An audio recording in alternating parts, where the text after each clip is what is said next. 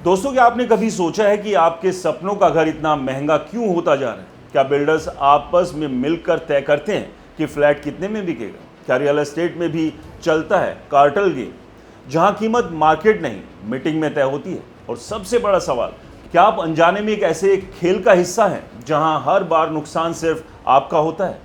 दोस्तों, भारत का real estate sector आज $300 बिलियन से ज़्यादा का बाजार बन चुका है, लेकिन इसके पीछे की सच्चाई उतनी साफ नहीं है जितनी हमें दिखाई जाती है। बाहर से देखने में लगता है कि कीमतें डिमांड सप्लाई से तय होती है, जितनी डिमांड उतनी कीमत, लेकिन अंदर की दुनिया में एक अलग ही खेल चलता है जिसे कई एक्सपर्ट्स बिल्डर कार्टेल थ्योरी कहते हैं। ये वो थ्योरी है जिसके मुताबिक बड़े बड़े बिल्डर्स आपस में बैठकर बिना किसी लिखित समझौते के कीमतों का एक अनऑफिशियल फ्लोर तय कर लेते हैं। मतलब कोई भी इसे नीचे नहीं बेचेगा। अब सवाल ये है कि क्या वाकई ऐसा होता है, और अगर होता है तो इसका सबसे बड़ा शिकार कौन है? जवाब है आम खरीदार, यानी आप और हम। दरअसल बड़े शहरों में जब आप अलग अलग प्रोजेक्ट्स की कीमतें देखते हैं तो आपको एक अजीब पैटर्न नजर आता है। चाहे बिल्डर कोई भी हो, लोकेशन लगभग एक जैसी हो, लेकिन कीमतों में बहुत ज़्यादा अंतर नहीं होता। ऐसा लगता है जैसे सभी ने एक अदृश्य रेंज तय कर ली हो।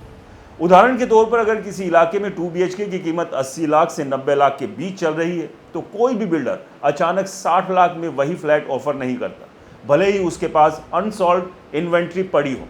ऐसा क्यों? क्योंकि अगर एक बिल्डर कीमत गिराएगा तो बाकी सभी को भी मजबूरन गिरानी पड़ेगी, और यही वो चीज़ है जिससे बचने के लिए एक तरह का साइलेंट अंडरस्टैंडिंग बन जाती है। इसे ही कार्टेल जैसा व्यवहार कहा जाता है। कार्टेल का मतलब होता है जब कंपनियां आपस में कंपटीशन करने की बजाय मिलकर बाजार को कंट्रोल करने लगती है। भारत में कई सेक्टर्स में इस तरह के आरोप लगते रहे। सीमेंट इंडस्ट्री इसका बड़ा उदाहरण है। लेकिन रियल एस्टेट में खेल और भी ज़्यादा सबटिल और इनविजिबल होता है, क्योंकि यहाँ कोई लिखित एग्रीमेंट नहीं होता, सिर्फ मौन सहमति होती है। अब जरा समझिए कि ये गेम चलता कैसे। मान लीजिए किसी शहर में 5 बड़े बिल्डर्स हैं। ये सभी जानते हैं कि अगर कोई एक कीमत कम करेगा तो बाकी सब की सेल पर उसका असर पड़ेगा। इसलिए ये लोग सीधे सीधे नहीं बल्कि इनडायरेक्ट तरीकों से एक दूसरे के सिग्नल समझते हैं, जैसे नई लॉन्चिंग कीमत, पेमेंट प्लान्स, डिस्काउंट्स का लिमिट आदि। अगर कोई बिल्डर बहुत एग्रेसिव प्राइसिंग करता है तो बाकी उसे आइसोलेट कर देते हैं। बैंक फंडिंग में मुश्किल, ब्रोकरेज नेटवर्क में सपोर्ट कम और मार्केट परसेप्शन खराब। धीरे धीरे वो भी उसी लाइन में आ जाता है। इसका सबसे बड़ा असर पड़ता है खरीदार यानी बायर पर। आपको लगता है कि आप ऑप्शंस कंपेयर कर रहे हैं, लेकिन असल में सारे ऑप्शंस एक ही रेंज में फंसे हुए हैं। आप बार्गिन करते हैं लेकिन वो भी लिमिटेड होती है। बायर के पास जाने के लिए कोई रास्ता अल्टरनेटिव नहीं। यही वजह है कि कई बार लाखों घर अनसोल्ड पड़े रहते हैं लेकिन कीमतें गिरती नहीं। ये एक पैराडॉक्स है। डिमांड कम है, सप्लाई ज़्यादा है, फिर भी प्राइस स्टेबल या बढ़ते नहीं। दोस्तों, अब सवाल उठता है, क्या ये इलीगल है? टेक्निकली अगर बिल्डर्स आपस में लिखित या क्लियर एग्रीमेंट करके कीमतें तय करते हैं तो ये कंपटीशन लॉ के तहत गलत है। लेकिन रियल एस्टेट में इसे प्रूव करना बेहद मुश्किल होता है, क्योंकि यहाँ सब कुछ इनफॉर्मल अंडरस्टैंडिंग पर चलता है। कोई ईमेल नहीं, कोई कॉन्ट्रैक्ट नहीं, कोई रिकॉर्ड नहीं, बस मार्केट बिहेवियर से अंदाज़ा लगाया जाता है।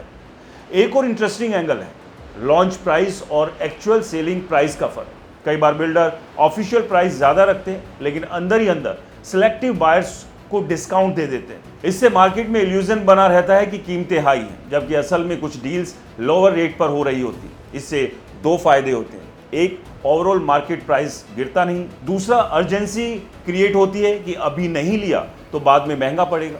इसके अलावा ब्रोकर्स का नेटवर्क भी इस गेम का हिस्सा बना रहता है।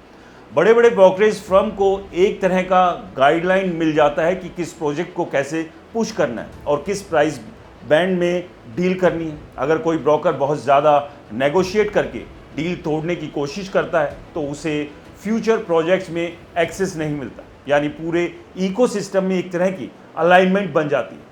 अब सोचिए, जब बायर इस सिस्टम में एंट्री करता है तो उसके पास क्या ऑप्शन बचते हैं? वो सोचता है कि उसने रिसर्च करके बेस्ट डील ली, लेकिन असल में वो उसी रेंज में फंसा हुआ है जो पहले से तय है।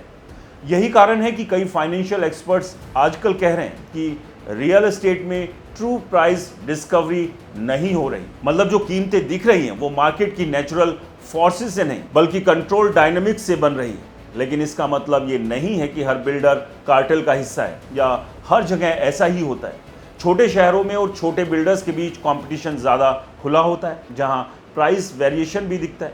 लेकिन बड़े मेट्रोज जैसे मुंबई, दिल्ली एनसीआर, बेंगलुरु, यहाँ ये पैटर्न ज़्यादा स्पष्ट नज़र आता है क्योंकि यहाँ बड़े प्लेयर्स डोमिनेट करते हैं।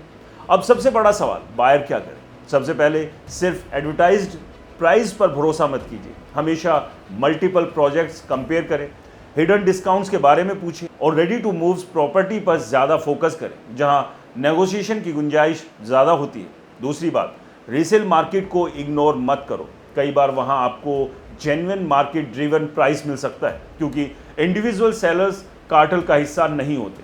तीसरी बात, अर्जेंसी के प्रेशर में डिसीजन मत लो, लास्ट फ्यू यूनिट्स लेफ्ट जैसी लाइनें कई बार सिर्फ सेल्स टैक्टिक्स होती हैं। आखिर में समझना जरूरी है कि रियल एस्टेट सिर्फ ईंट और सीमेंट का खेल नहीं, ये परसेप्शन, साइकोलॉजी और पावर का खेल है।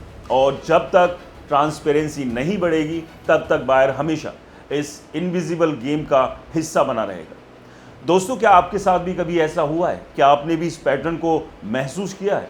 हमें कमेंट्स कर ज़रूर बताएं। वीडियो को लाइक करें, शेयर करें और हमारे चैनल को सब्सक्राइब और फॉलो करना बिल्कुल ना भूलें। नमस्कार।